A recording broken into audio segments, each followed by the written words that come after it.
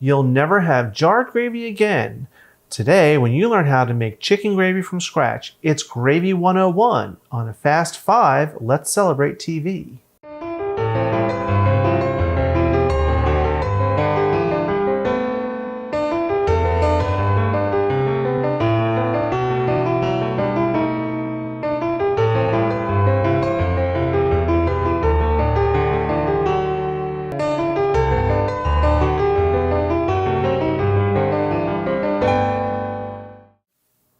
Hello, welcome to today's Fast 5 episode of Let's Celebrate TV.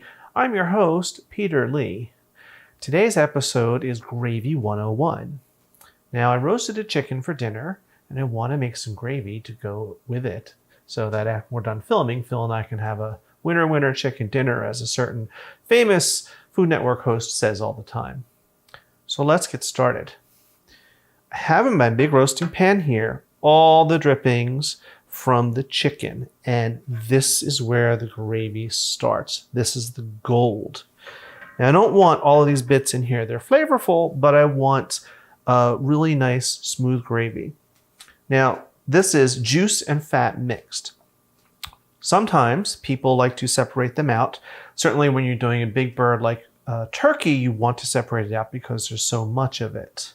I like to use, like Thanksgiving, one of these fat separators. And what this does is it strains here, the fat rises to the top, and then all the juices go to the bottom, and you can easily get a little bit of the fat and let the juice come out the bottom.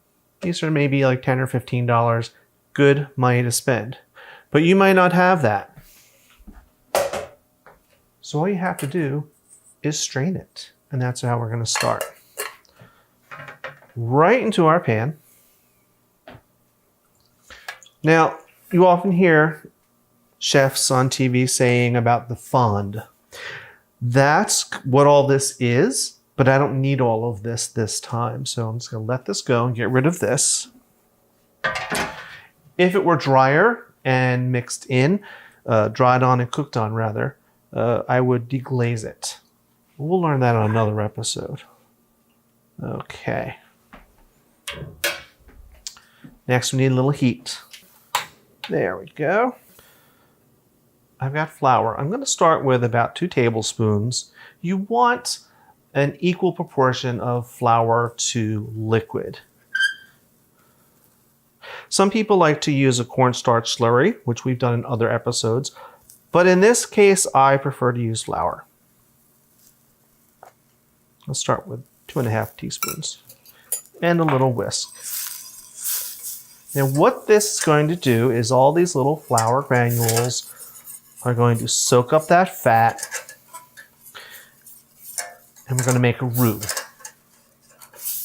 So as I'm stirring this, we want to let it go and cook, and we want to cook out that flour taste.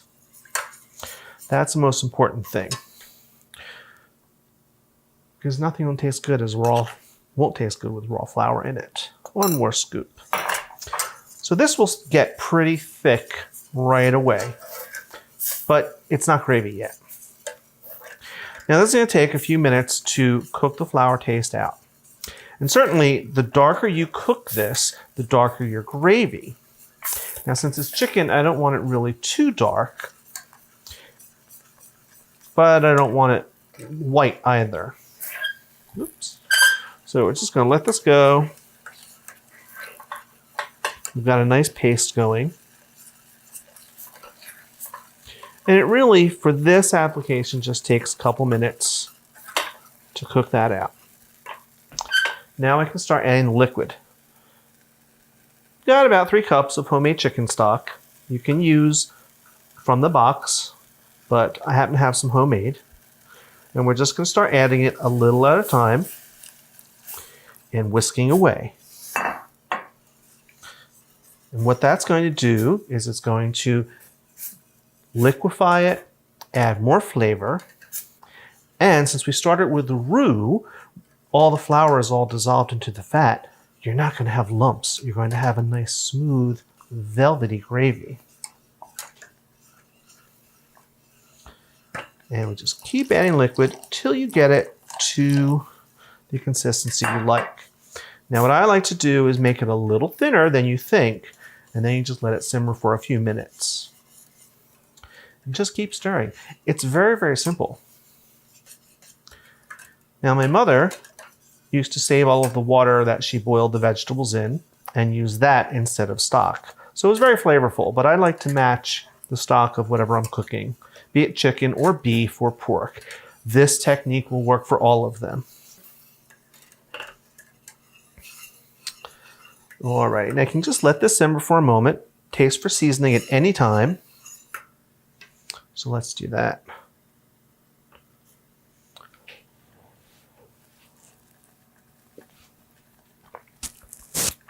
Does need a tiny bit of salt and pepper.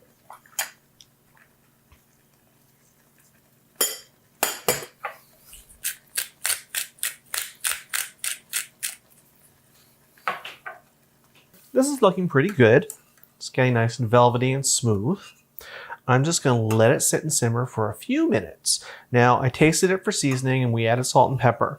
You might be wondering, why did that last? The reason is the drippings from the chicken had a lot of seasoning in it.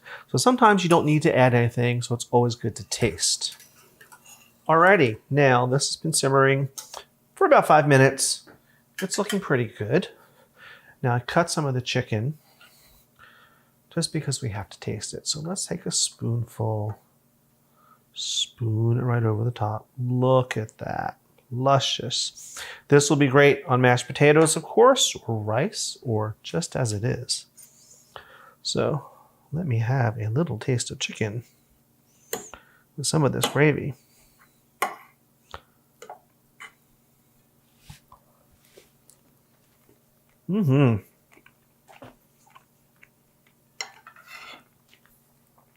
That's very, very good. This is a velvety, smooth, wonderful chicken gravy. And you can really, really taste the chicken because I used the drippings. Of course, a little wine. All right, that's our Fast 5 episode today. Thank you so much for joining us. As always, I'll put this recipe up in the comment section. And remember, hit that like button, hit that subscribe button. And I love hearing from you. So are you going to use this technique to make your own gravies and get rid of that jar stuff? I hope so. Remember, check us out any old time you want at youtube.com/Let's Celebrate TV. I'll see you again next Tuesday at 7. I'm your host, Peter Lee.